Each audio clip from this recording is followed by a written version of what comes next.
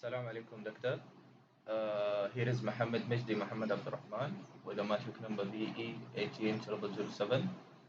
So, in this video, I would like to present for 2.2, which discuss the system transient and steady state response characteristics.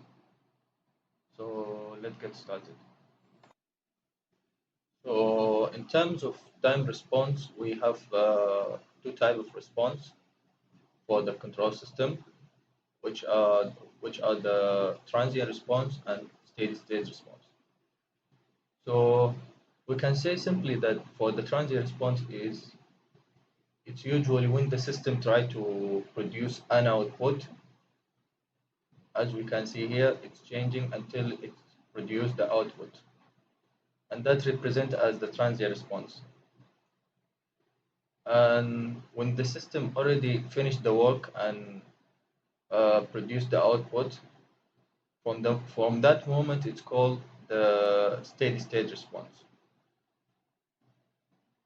So let's apply this in our experiment. So as we can see here, by transient response we mean that which goes from the initial state to the final state. As we can see here, where this the initial state, and this here where the system stopped to change anymore. And by the steady state response, we mean the manner in which the system output behaves as approach the infinity, the t approach infinity or stop changing. Where this, I think, around 7, yes, where t equal to 7. And for the transient response, in between 0 to something in uh, in after 6, I think. But as we can see here, at 7, the system already stopped and reached the steady state response. So that's all for 2.2. I would like to pass for the next member. Thank you for watching. Assalamualaikum and good morning. My name Muhammad Nufidah bin Ahmad Zaki. My matric number CE 180052. So first of all, I would like to apologize because my video did not have a face cam. This is because my webcam is broken just a few days ago. But I already purchased a new one in the Shopee, but it yet not arrived. So I'm really sorry because I could not attach the face cam. I already turned on the video capture device but my laptop is not built in cam, so if the webcam is broken, so I cannot record the face. So for this lab control 2 introduction to Simulink, my part is doing the conclusion, main finding and recommendation. So let's move to the slide presentation. Okay, at the end of this lab control experiment, we were able to analyze the transfer function response as its characteristic, advantage and disadvantage. Also, the purpose of transfer function in control system. As we know, transfer function is a description of the relationship between input and output. For a known transfer function, that the system output response is easy to determine for any reference input. The transfer function of a system does not depend on its input. So the system pole and zero can be determined from its transfer function. After that, we were also able to create a block diagram of control system and measure the characteristic of transfer function response using the Simulink MATLAB. So for the simulation, my group member, my friend, already did the video for the simulation. Okay, after that, We also able to demonstrate good teamwork, skill, and chemistry, which is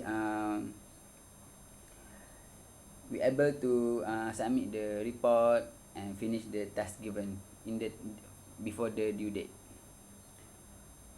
So let's move to the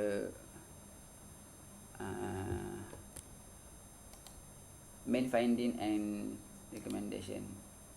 So we already achieve our outcome or objective in this lab experiment.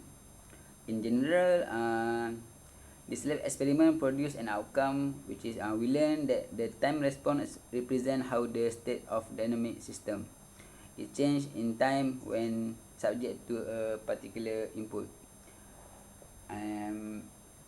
MATLAB Simulink has provided us many useful resources for calculating time response for many types of input.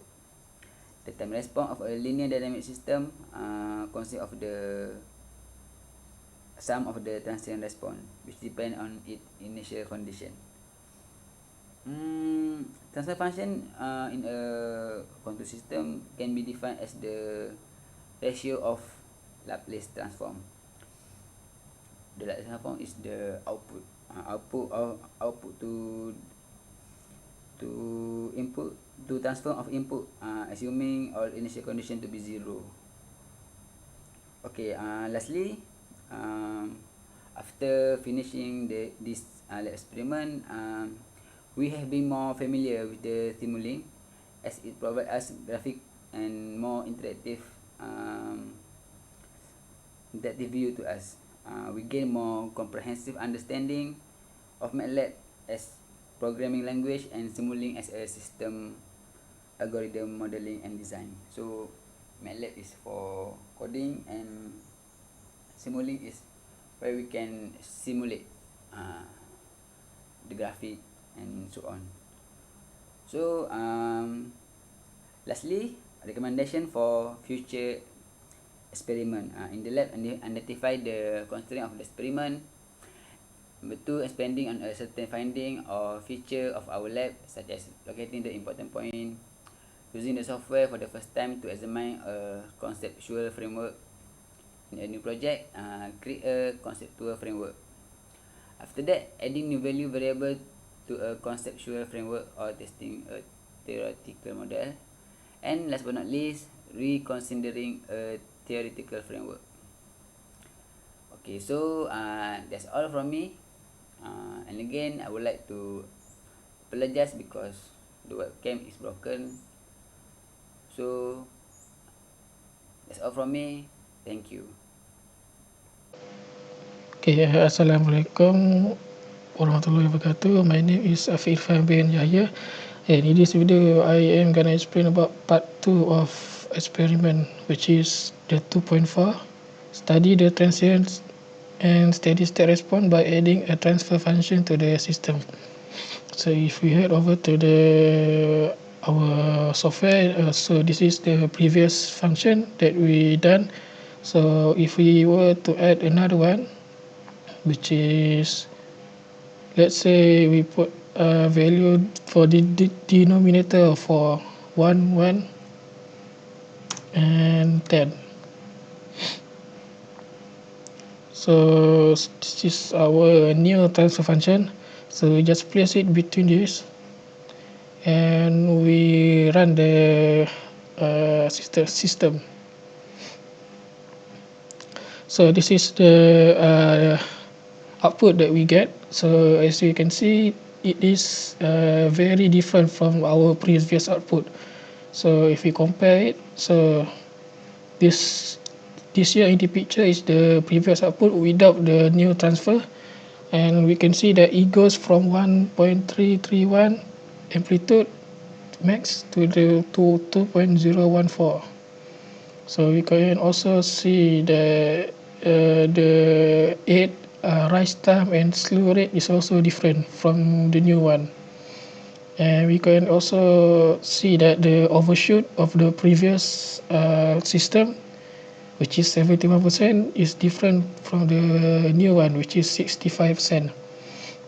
So in terms of transient response and steady state, so the transient response is clearly increased because the time that it takes from the initial to the its state to the steady state is increased. So if we go to the previous wave output, the transient response ends at about 6 to 7. So in this new system, 6 till 7 is still, the wave is still not in steady state. So it is way above 10 or maybe like 12 or 13. And also the steady state is different. So the steady state for the previous one should be around 7 or 8, which is here. And this system might be more than that. So that's the difference. Thank you.